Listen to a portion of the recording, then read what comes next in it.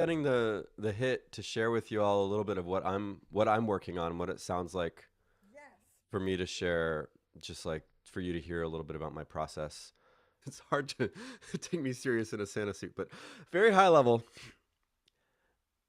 I believe that music is a path and an art for us to contribute in the world and to connect, to contribute, to connect, and to express, and to heal as well as a part for me. Not for everybody, but for me, for sure. And to that end, yes, I have gigs. I'm very grateful that some symphonies ask me to go play with them, but I don't actually take that many gigs these days because I don't find them nourishing to my soul. And so I have to find a way to to stay in connection with this beloved instrument that's been my friend and companion for 30 years and be compelled to practice. So how do I do that? And I run a business that's related to French horn as well. So I need to keep my chops up. So I think about what grabs my attention, and then I'm looking for how can I synergize that with this school that I run as well, with which is in many ways feels more like my legacy at the moment as a horn player than my playing. So it's very important for me to reach people with this message of freedom. So I'm thinking, what what would be cool? Also, how do I enrich the horn world in general is something I'm thinking. So I'm like, okay, Kate Caliendo has this cool Nutcracker thing. So I'm looking at her website. I'm like, Kate's a badass. I want to support what she does. I got a discount code for her website. Share it around. And the first thing on here is Nutcracker. So you can see my screen. It's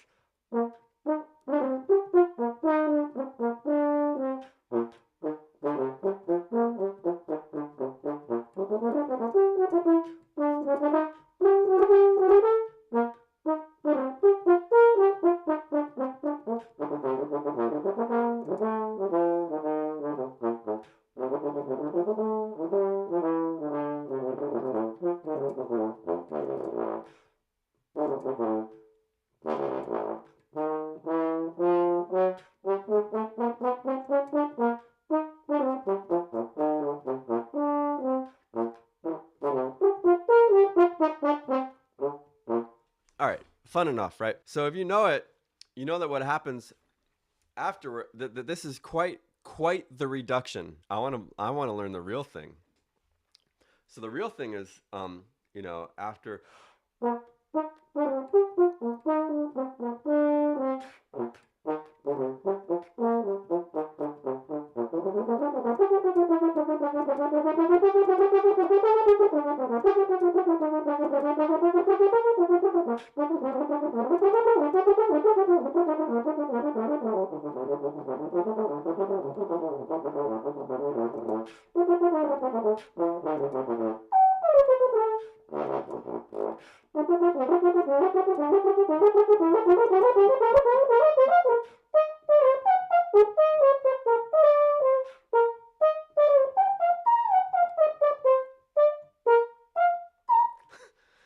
it's like that motivates me. I'm like, oh dang, I can't play that to the level of clarity and speed that I want to play that. So that's something that I have on the back burner, and I got obsessed with that thing. And I memorized it. I started working on it, and I started using Jason Solomon's fast passage learning techniques, which there's going to be a podcast coming out where we talk that in depth. And that really that captures me, right? And so it's like I don't need a gig to practice on that, but I'm also like, cool, I can record that. I can make an Instagram of it. I can promote Kate's music with it. It's like I'm petting like three cats with one hand on that vein. On another vein, I'm thinking it's about time that I make maybe an ad for High Range Magic, right? Well, how do I make an ad that's not just some slimy sales thing? Well, what if I make an ad that actually gives value? So I'm thinking endurance is something people care about. What if I play the Mendelssohn Nocturne up a tritone and actually kind of zoom in on my chops and like give the all the different tips of how I am able to play through that passage, the times I take it off my face, the times I roll in a little bit, all the little secrets of how I make that work. Well, what that means is that I also need to be able to play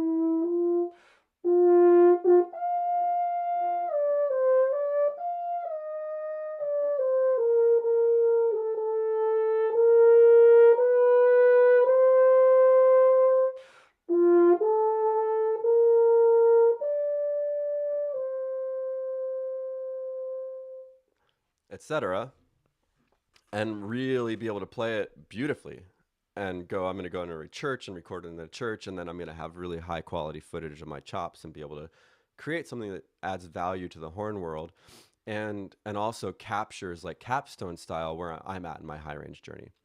So that's another like pet multiple cats with one hand, right? And then and then buddy of mine, a friend of mine who I used to jam with, took his life a few weeks ago.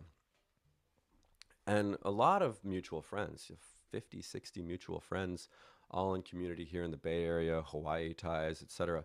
So how do I honor him eh, is putting on a memorial concert at my home, which means it's an opportunity to use what I have as a musician for more than just going out and playing another pop show or going out and doing a nutcracker. It's a way to honor the life of a friend of mine and provide a service to the community to grieve and celebrate the life of a friend.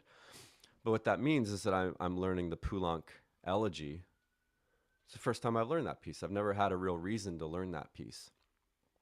And that's not an easy solo, the Poulenc elegy. It covers a lot of range. But the place of motivation for being able to learn that solo is not I need to get it right or I need to pass a jury. There's no real personal gratification at the forefront of that motivation. I've chosen something that is going to be an alchemical offering for the community and a place for me as well to study and express my grief. And so it's like even the opening of that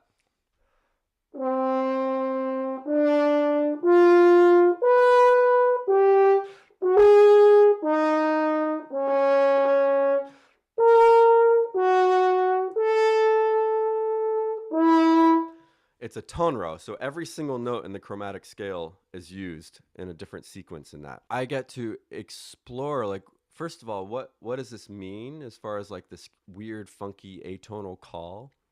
But also I'm thinking 12 tones, it's like every single note, it's like the full spectrum of humanity. If you look at it, it's like the full chromatic spectrum of what it means to be a human. And so I can assign each note like an aspect of the human experience. And in proclaiming this call that opens the entire piece, I can channel and access and honor the full spectrum of humanity that we all experience and that my friend got to experience. And so it's very much an unpacking for myself, the grief, and having an external place to put it and to study and express it. So those three things right now are really captivating me, and it makes me want to practice my horn. And to me, that's the most honorable thing, is when you come to the instrument with a real purpose and a real motivation, and you get better at your craft, and you get to share it, and that I'm feeling really jazzed about that. So I wanted to share my approach with y'all.